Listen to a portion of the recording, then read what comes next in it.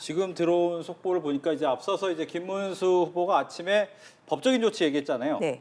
했네요. 법적인 조치를 했습니다. 지금 대선 후보가 국민의힘이 제3자에게, 즉 국민의힘 소속이 아닌 한덕수 후보에게 대통령 선거 후보 지위를 부여해서는 안 된다라고 하면서 대통령 후보자 지위 인정 가처분 신청을 법원에 제출한 것으로 확인이 됐습니다. 지금 앞서서 말한 실질적으로 이제 당무 정지권을 비롯해서 이제 법적인 절차에 들어갔는데 여기에 대해서 이번에 민주당 얘기 듣고 다시 한번 기회를 드리겠습니다.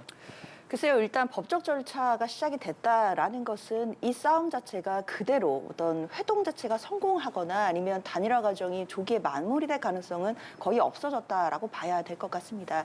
사실 김문수 후보가 국민의힘 경선 과정에서 정당한 절차에 의해서 선출된 후보이기 때문에 일단 법적 절차로 들어간다라고 한다면 당연히 김문수 후보 측에게 좀 민주적인 정당성의 명분에서도 좀 더 유리한 고지에 있을 수 있겠다라는 생각이 들고요. 뭐 이런 법적 절차를 변론으로 하더라도 저는 이번 단일화가 힘을 받지 못하고 속도가 내지 않는 것 자체가 명분이 사실상 크지 않기 때문이라고 생각합니다.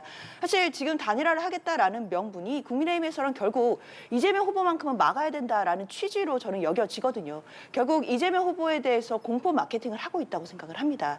지금 다수 의석을 국회에서 민주당이 가지고 있는 것은 지난 총선에서 국민들의 선택을 받았기 때문 아니겠습니까?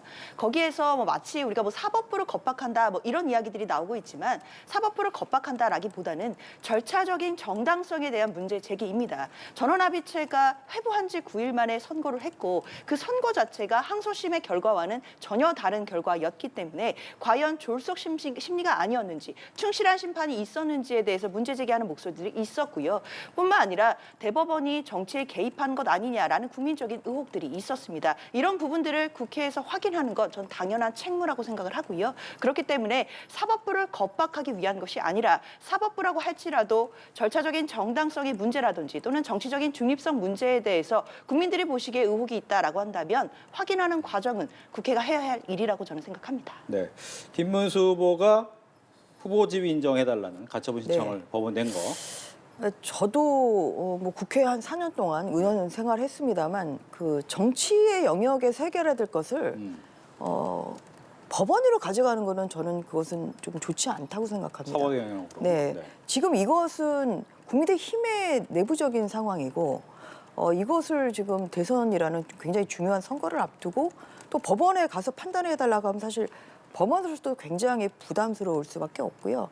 어떠한 그런 정당의 자율성? 뭐 이런 것과도 저는 좀 위배되는 그런 부분이 있다고 생각합니다. 다만 어떤 그런 절차를 진행을 할 때는 적법 절차를 당연히 지켜야 되는 것이겠죠. 이제 그래서 지금까지 이루어지고 있는 뭐 여러 가지 그 어제 이후에 이제 일어난 상황을 봤을 때는 뭐 국민의힘으로서는 최대한 적법 절차를 할지 정당성을 좀 확보하기 위한 노력은 하는 것으로 이제 보인다. 왜냐하면 이러한 가처분이나 또 소송에 대비를 해서 예를 들어서 어제 있었던 뭐 당원들을 상대로 한 여론조사랄지 또 어떤 그런 뭐 비대위 의결이랄지 어제 또 의총도 열렸고요. 또 전당 정국위원회를 소집을 한달지 뭔가 최대한 절차적인 적법성을 밟아가려는 그런 것을 좀 하고 있는 것으로 그렇게 보이고요. 어쨌든지 간에 뭐 국민의힘으로서는 또 이런 상황이 돼서 굉장히 유감스럽습니다만 김문수 후보께서 뭐 이런 가처분 지금 제기를 좀 하신 만큼 법원으로서는 빨리 여기에 대한 가부간의 결정을 좀 해주시는 것이 최대한의 그러니까 혼란을 최소화할 수 있는 그런 방향이라고 생각합니다.